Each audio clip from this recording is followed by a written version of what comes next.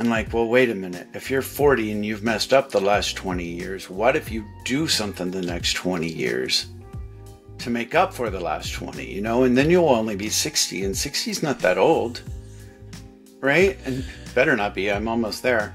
And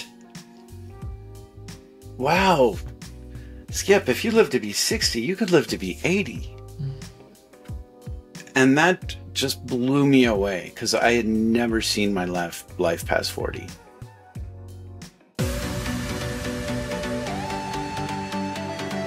Hello, beautiful people. Yes, I am talking to you. Are you ready to feel confident AF, free from the expectations and opinions of others, and create ultimate self-trust in who you are, what you say, and how you show up in every part of your life? If you answered a hell yes, I am, I guarantee this episode will empower you to be 100% yourself, 100% of the time, no shame or guilt needed. It's time for you to strut your stuff, express yourself with freedom, and fully embrace every freaking fabulous part of you. Let's dive in. Hello, my beautiful friends, and welcome to another episode of Road to Radical Visibility. My name is Rachel Freemon Sowers, also known as the Break Free Bitch, because I am passionate about helping people just like you break free from the toxic social constructs, expectations, and opinions that are keeping you from experiencing your life exactly the way that you want to. And if you've hung out here for very long, you'll know that my personal and professional motto is being 100% yourself, 100% of the time, no shame or guilt needed. And I am so happy to have another guest of the LGBTQ plus community with me today because it is Pride Month, and all month we will be celebrating for sure. Yes. So I'm going to introduce my guest right now. Skip Sams is the founder and head coach of the Creative Purpose Project. He is an award-winning composer and multimedia producer, another music person on the podcast. I'm digging this so much. Skip has over 16 years of recovery from crystal meth, alcoholism, and bipolar disorder. In 2004, he was diagnosed with HIV. For over a decade, Skip has been defying these diagnoses, thank you, and helping musicians and performing artists who have lost their technical skills, disconnected from their inner music, and whose spark of creativity has gone dark. His mission is to help 10,000 musicians share their light and hope of recovery through 10,000 recordings, holy guacamole, and 10,000 performances by 2030. Can you say career or entrepreneurial goals for sure? Welcome, Skip, to the show. Thank you for being here. Thanks, Rachel. I'm glad to be here. Really glad to be here. Well, and I'm so excited because this month is going to be full of kick-ass members of the LGBTQ plus community. You know, your interview couldn't come at a better time for our community to uplift and empower. So with that, I will start with the first question I ask every single guest is, what does radical visibility mean to you? Radical visibility. I like the term. When you first asked that, I was like, what does that mean? So what does it mean to me? One of my favorite phrases, and it's more than a phrase, but stand in your truth. To be able to stand in my truth, and no matter what the circumstances, and that's T with a capital T. Right? The truth that does not change. Little truths can change, right? We change different areas of our lives, our relationship change, and, you know, but it's always getting to the core of that capital T and peeling off the layers of the construction of the things we were taught, domesticated, as the four agreements say, you know, we're domesticated. This is who you are. This is, you're a man. This is what you do. You're this religion. So this is how you act, you know, all that, peeling all that domestication away, and to be able to stand in my truth and say, this is me. I love that so much. It's like, yes, Yes, capital T on the truth. And it's so true. I mean, like just through the bio, and I can't wait to hear more of your story. So let's just dive into that piece of it. Like, how did you find what your truth was in your story?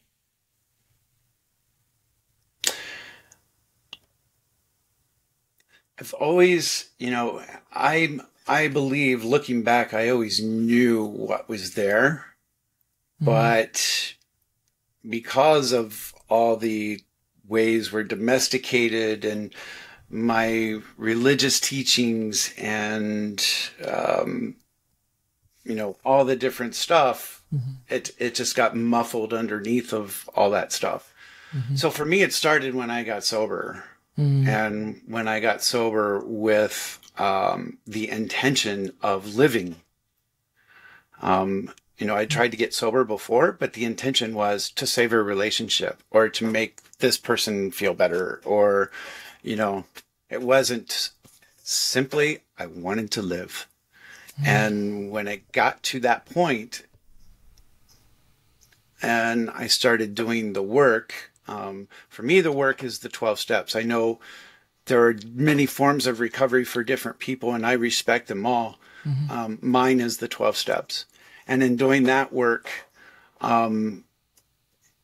that's when I just started to really get to know like who I was, who I am, and who I aspire to be. And what's the line of truth that goes through all of those.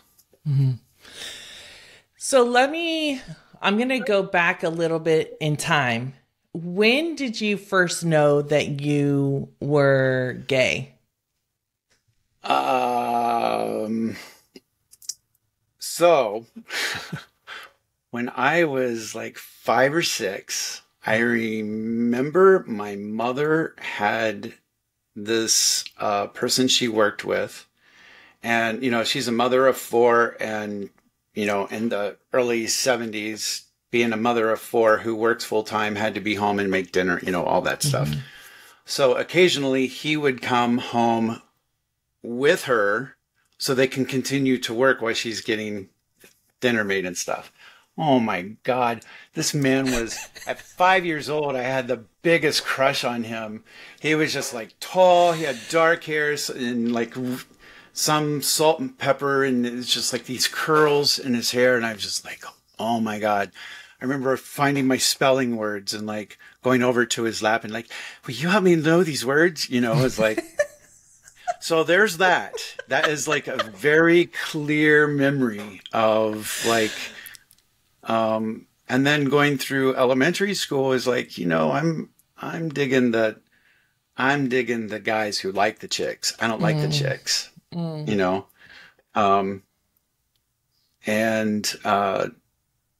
yeah, back in the 70s, we said chicks, even in even in elementary school. Yeah. Right. Yeah.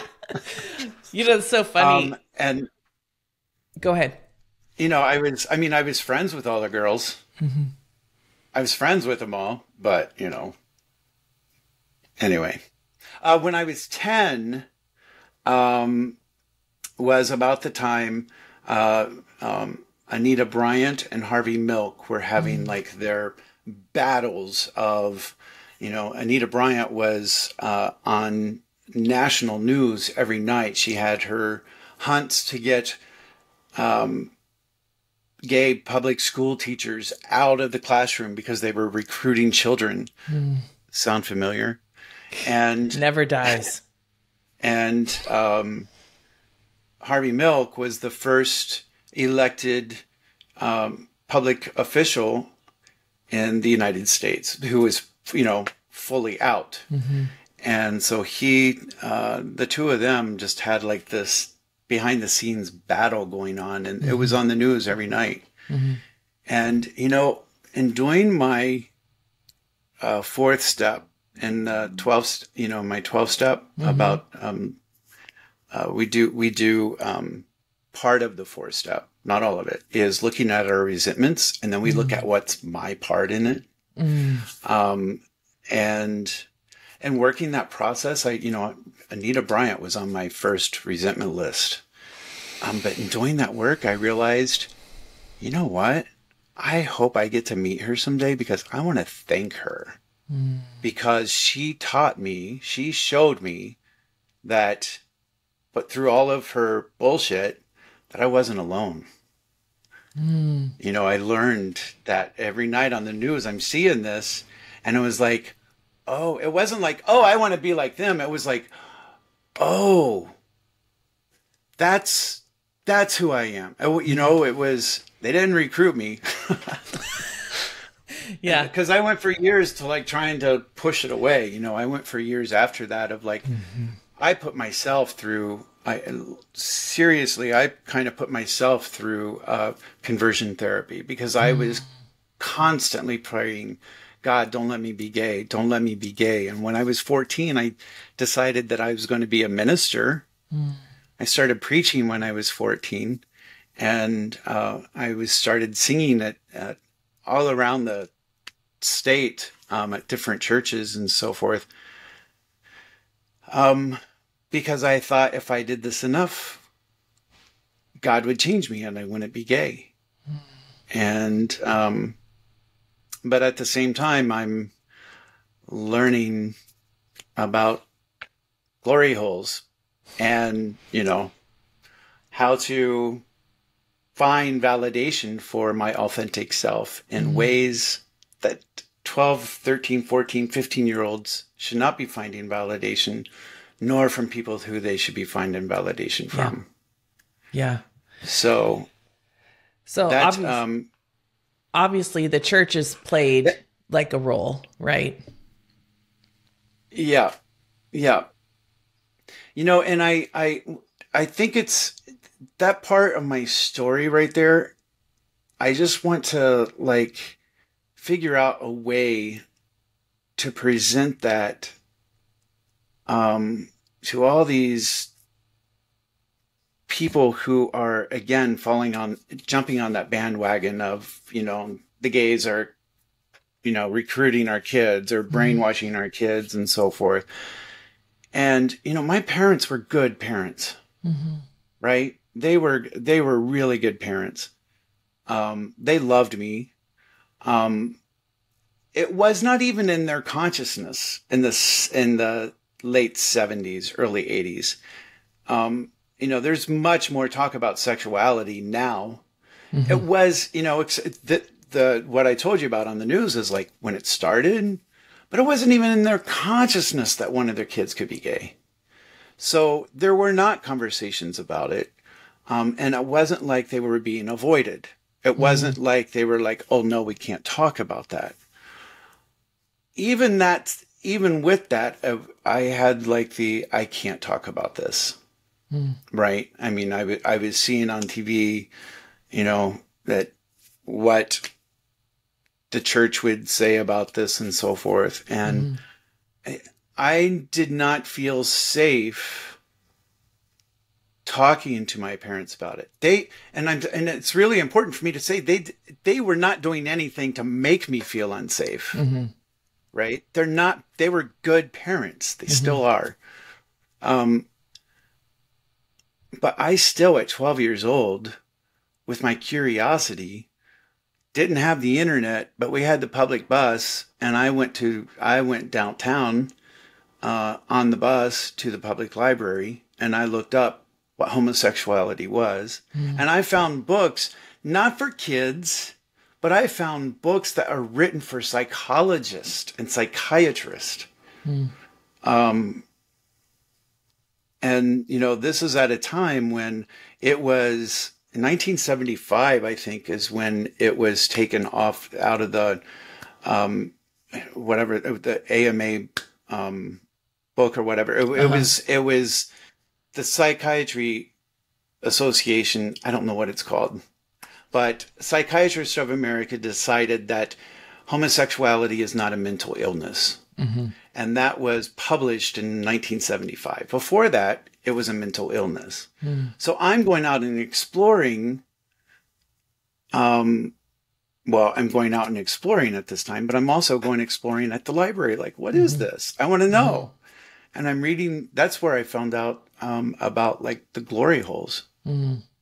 it wasn't from a book written for a kid to explain that, we're the same, that I'm accepted.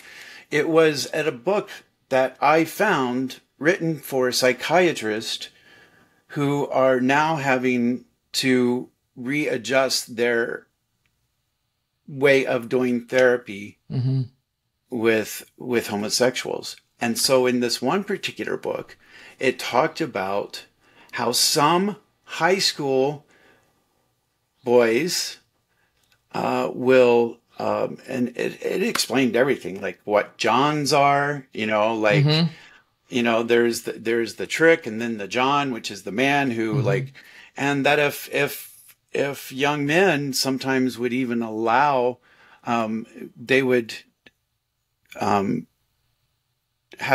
do sexual favors for money and not even really consider themselves gay. And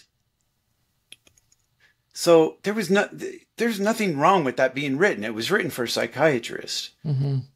I found that book. Right. So that's where it's really important for me to say, like, today, I wish we had books and conversations of like, it's acceptable. You're just like everyone else. I wouldn't have had to go off searching in places that 12-year-olds and 14-year-olds should not be searching. Right. Because I wouldn't have had any need to go find validation. Right.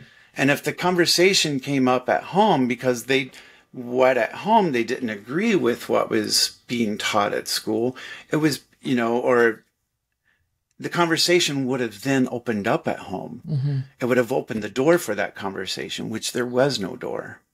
Yeah. So I know I'm going on about that, but it's with everything going on right now, and I reflect on that early part of my story, and then all of the book banning that's happening now, and the hatred towards drag queens and just all the crazy stuff going on right now. It's 40 years later, and it's just like, let's reinvent the wheel. Right. And it's the exact same stuff. And I wish there was a way, I mean, this is a start, right here, but to let people know the damage here. I am proof, right? I went through years of looking to be sexually abused because I found validation for what I thought which I knew was my authentic self, but having sex that young and with the people I did, that did not need to be part of my story. But it's the only place I found acceptance. Yeah. I think so many people, and to the listeners out there, if you're hearing Skip's story and you're like, yes, that was my experience, and you want to let us know, put it in the comments below, or even you can email me. I'll pass on any message to Skip. But I think this is really something that's valid and for us to mention right now is that I was also born in the 70s. That was a time I remember Ronald Reagan. I remember being taken to picket against the LGBTQ plus community, picket against adult bookstores, being in conservative Baptist, Southern Baptist, all of it, having hell rain down on me, the tent revival, all of it. And remembering how we didn't talk about it either. And if you thought you were, you should probably make sure to keep your mouth shut. I mean, I kissed the neighbor girl in the 4th grade and never told anyone about it. Right. Shame. Right. Because if I did, I was for sure going to hell. I was for sure the bad, whatever. And so many of us are taught that, and it's like they don't have anything new to revive. So they're going to revive the thing that they always have done. In therapeutic moments, I've been called a child abuser and a child molester because I'm lesbian. And that is not at all what's going on over here, right? But it's almost that fear, and I feel like the fear is coming up now. And it's our job to talk about what this is and how it is damaging and hurting so many people that don't I guess I just want to say that don't deserve to be heard. Like there's nothing wrong with them. And right now, my perspective on what I'm seeing is that the damage isn't even coming right now from the church. It's coming from the politicians who are playing on the fears and reawakening a lot of this, because so many churches have tried to go through the reconciliation process, and there has been forward movement with many, many churches. Yes. Not all of them, right? Right. But there has been progress. And I mean, we've made more progress in many ways than I ever dreamed imaginable in my lifetime. Like the fact that we can get married today was just totally unfathomable, right? It's just like wasn't even in our consciousness that that would ever be accepted. And that happened. There are so many churches, denominations that split over this because some people are like, no, they are, we accept them. So there has been progress. What I'm seeing right now from my perspective, and and this is not different, because even before it's the politicians bring it up to spark the fear and get the rhetoric going. And then, I mean, look at all the hate crimes that have come up since 2016, you know, and that wasn't the church calling on these hate crimes. That was not the church. That is these politicians who are bringing it up and then playing on the fears of people. And, maybe it's a realization that none of us are in this alone. And what I mean by that is you and I are right now in a co-creation state where we're creating an awareness from our stories, right? And we're doing it through this platform. You know, it's so multi-layered. And it's politicians, and there's a co-creation that happens with that. But then there's also politicians that are totally supportive. I mean, I wish I could remember a name, the one that was just nominated in Montana, and she's trans, and she's like amazing. I'll put her information in the comments below.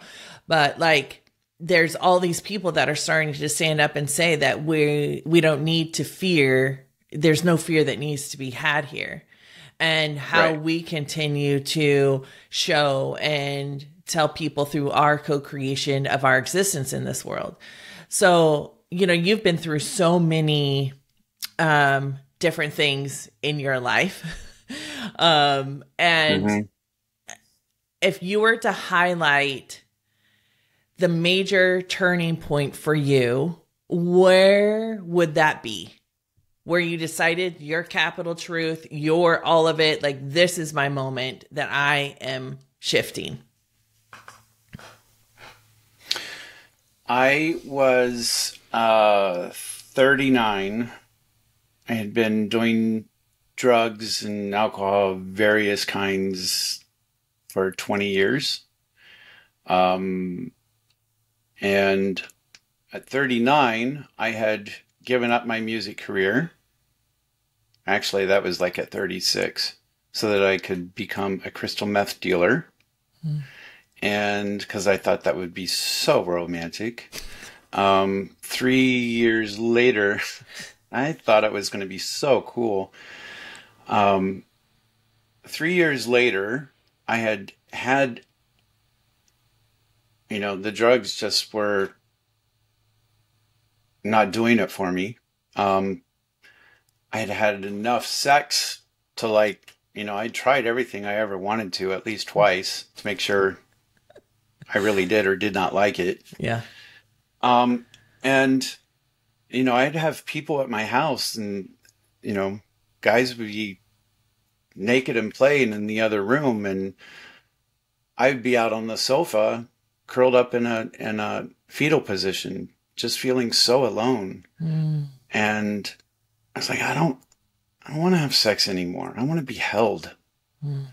And I was so depressed. One morning I came to, and I just thought, today is the day the pain ends. And just go to the yell and jump. And I had been afraid to get on the L for several months. And the L in Chicago is the subway. And I had been afraid to get on the L for several months. And because I kept visualizing falling on the tracks, whether it was on purpose or by accident, didn't matter because I just kept visualizing that. When I was there and the train would come by, I'd be holding on to the light pole as a station pulled in, just to make sure. And this morning I was like, go do it. Just go do it. And I had, I'd had suicidal ideation different times in my life.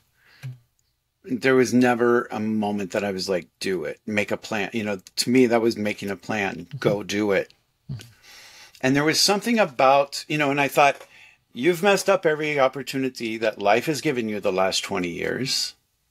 You get a little bit of success, you sabotage. A little more success, and you dig the hole deeper. A little more success, and you go even, it's just like this roller coaster. And I was done.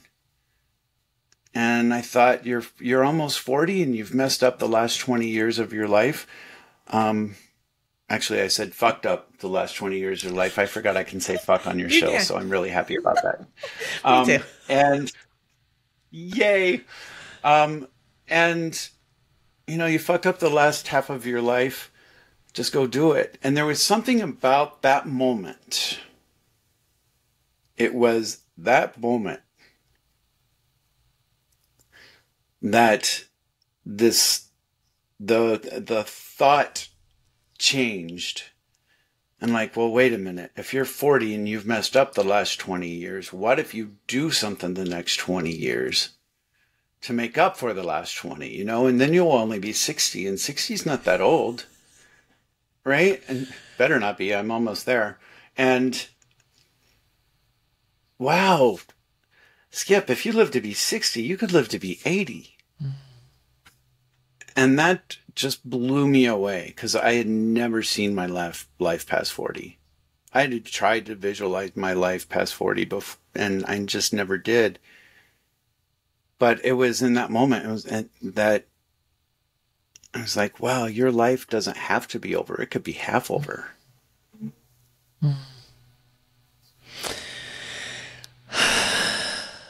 I hear.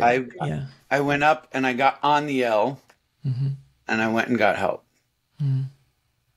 And that was the moment. In that moment, what was your truth? If you could say it in a statement. In that moment, my truth was, I want to live. I want to live. That was it. That was the truth. I want to live.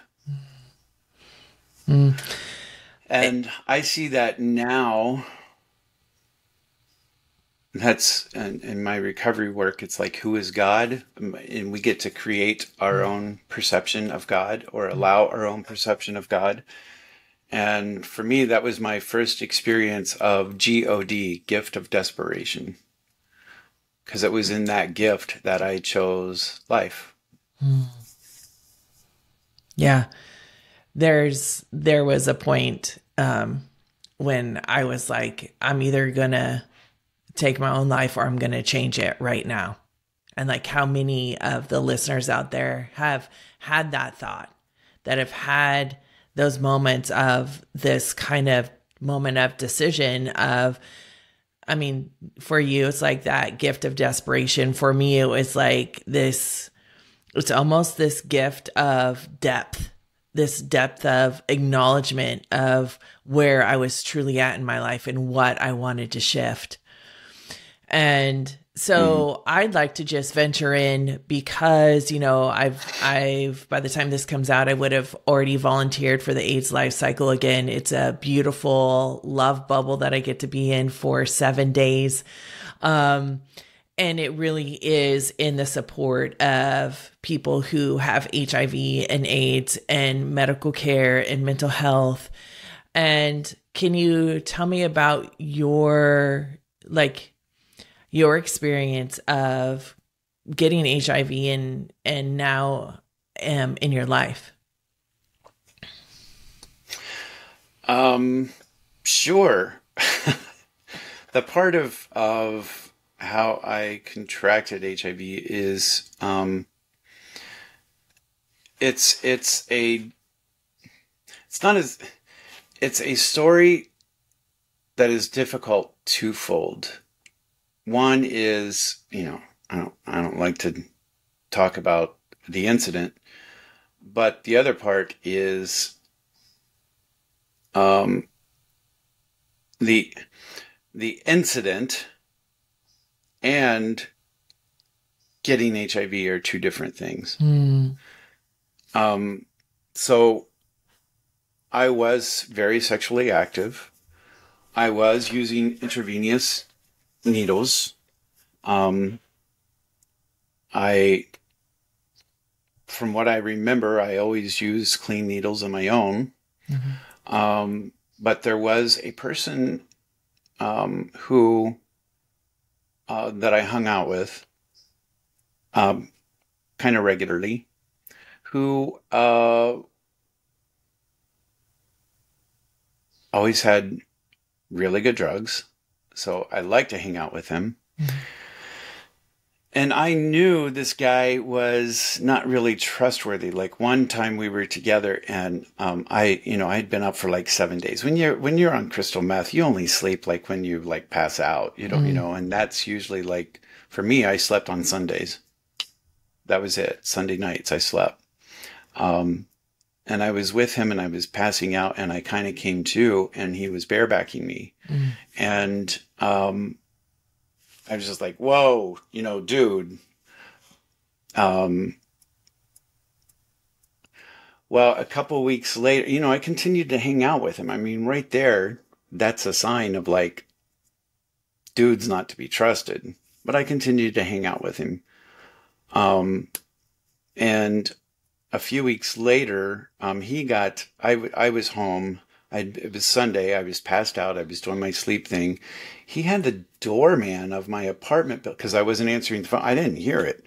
He had the doorman come up and banging on my door with him to make sure I was okay, which was whatever. So he came in my house. I fell back to sleep. I woke up the next morning and my clothes were off. I'm in my bed. I thought I was on my couch. And he said, I finally got to cream 5 loads in your ass. And I was like, what? And, when I went to the bathroom and I'm like, yeah, okay. And 2 weeks later, it was like textbook, 2 weeks later, I didn't just get like a little sniffle or cold or bed sweats. I got really sick. My seroconversion was really, really bad. And which in of it is kind of a blessing because I could have gone a very long time and not know. And my viral load was like in the millions. I mean, it just was so freaking active. And I went to, I was sick for a week and my former partner was like, I'm either calling an ambulance or you're getting in a cab and we're going to the hospital. And I went to the hospital. They thought I had meningitis because of my symptoms and so forth. And I just like, I don't have meningitis. I know it's not I mean, I knew what it was. I was like, I don't have meningitis. Because the guy I was hanging out with, I knew he had stopped taking his HIV meds 9 months before. Because I knew that, right?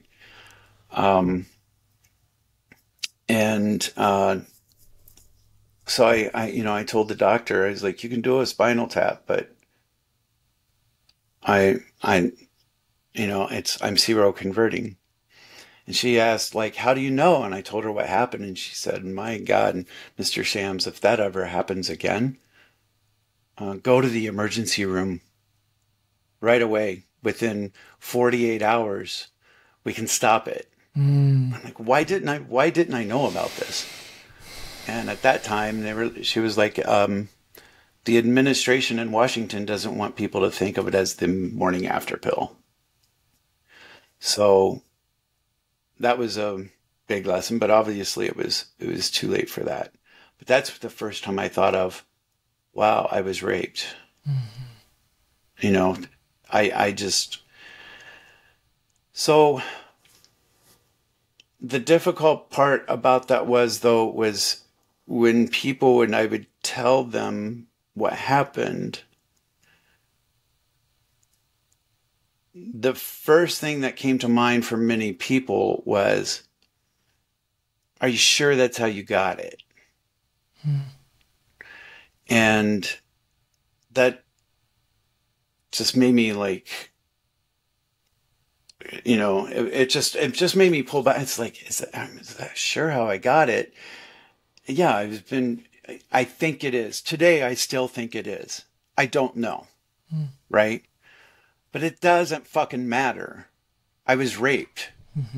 I was raped. Yeah. Whether that's how I got, you know, and that's the part that's really confusing to me, and was confusing to me, that a lot of times when I tell people I'm HIV, I'll just say the event. I won't tell them what happened, because that becomes part of the story that's lost.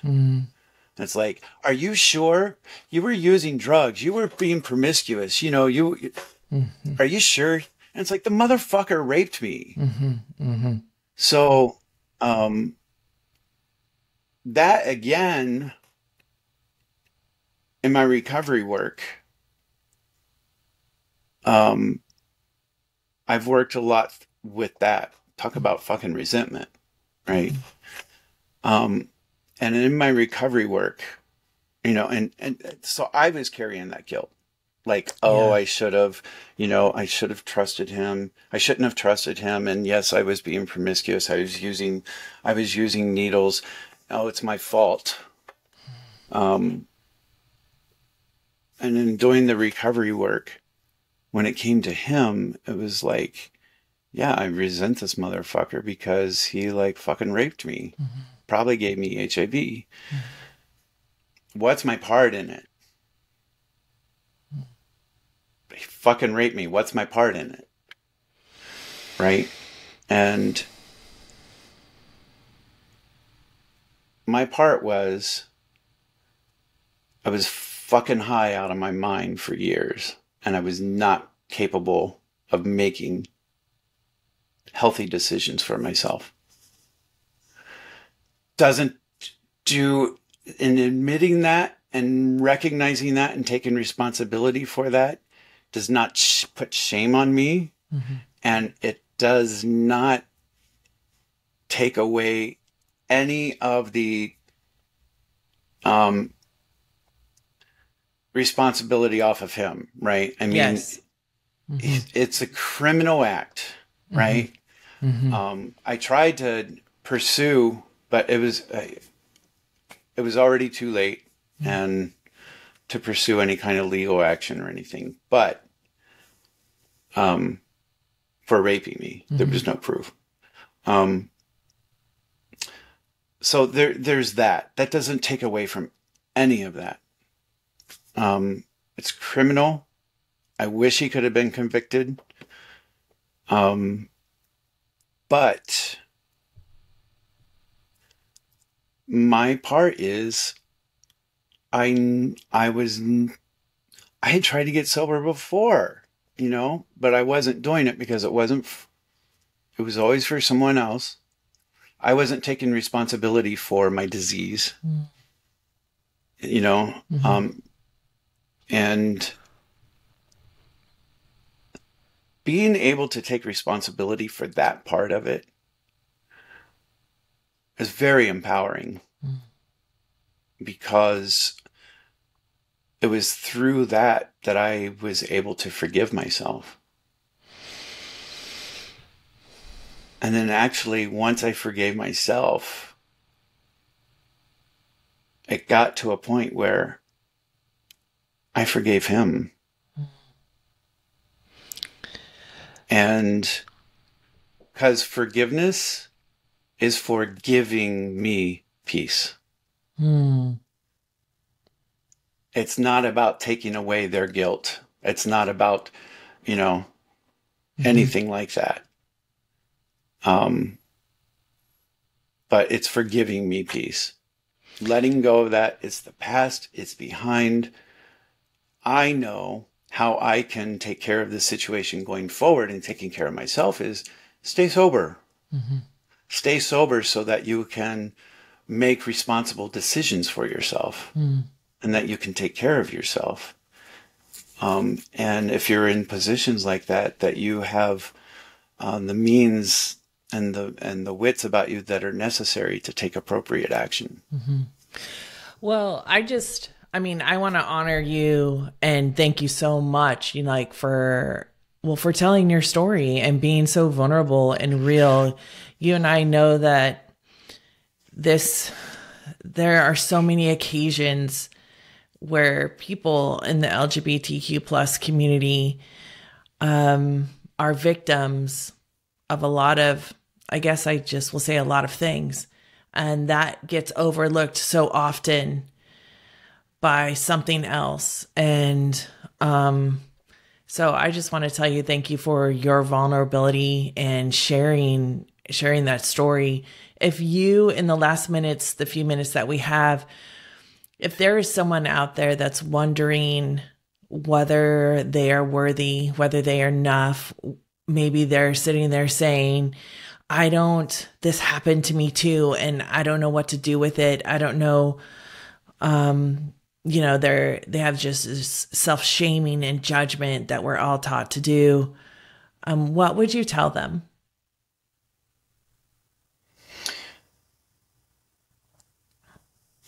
First, you're not alone. And there are plenty of resources available. I would be glad to help anyone find them, right? Whether they're in your community or not. Thank God we have the internet today, right? As far as being worthy, you are worthy. Why? Because you are. You live. You exist. That in of itself makes you worthy of love. Because that's in my belief and my spirituality. There's love or fear. And fear is not real. It's a made up story. Love is what really exists. And everything else are these stories that just take away from it. And getting to that truth is a spiritual journey. There is the mental and the emotional and the physical aspects of it. But for me, it's a spiritual journey. I found mine in the 12 steps. I've also found it through different forms of meditation and so forth. And it's different for everyone. For a while, my spiritual journey was through my art. But it really is, and by spiritual, I am not talking about God or religion. I'm talking about connection. This conversation that you and I are right now is a spiritual connection. It's total 100% a spiritual connection. And so that's part of my spiritual journey. And so connecting with those people, that can help you along with that spiritual journey. That could be in the form of a church. It could be the form of a therapist. It could be a form of a support group. But that spiritual connection is what really heals. And the other thing is, I can heal myself the best when I help heal others.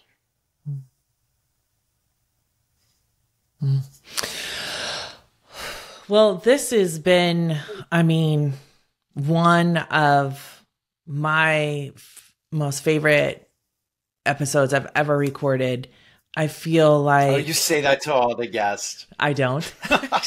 Although I have all the time kick-ass guests. Don't get me wrong. But just the vulnerability that you brought today and the realness. And I know that this is going to be, obviously it'll live on the internet for a very long time, but it will also touch so many lives. And I just am so grateful for you showing up 100% yourself, 100% of the time. Just so very grateful. Thank you. Okay. So Skip, tell people how they can get a hold of you. The easiest way to remember is just to remember my name, Skip Sams, S-A-M-S, Skip Sams. So skipsams.com. If they look up on YouTube, they can find my videos, youtube.com/skipsams, Facebook/skipsams. I am Skipmeister on Instagram. You'll see me with the rainbow glasses and the rainbow cape, but love that. Yep. Okay, and for those of you, just want to let you know, I'll make sure to have all of Skip's links in the comments below, both on the YouTube channel and on the podcast. Please feel free to reach out to him. So I'm going to end this podcast in the show, like I end every single podcast and show. And I'm just going to ask you, please make sure to stay true to yourself, be kind to others, and always, always, always honor the wise one that is within you. I will see you all on the next road to radical visibility. Until then, bye. Hold up, don't go yet. If this episode inspired you to be 100% yourself, 100% of the time, no shame or guilt needed, even just that little bit more, I would love to hear from you in the comments below. I'm here, and I know you are too, to make a positive impact in the world. So don't forget to share the love. And if you were left wanting more of this type of kick-ass content, then don't forget to click the like and subscribe button. Until next time, make sure to stay true and be you. Until then, bye.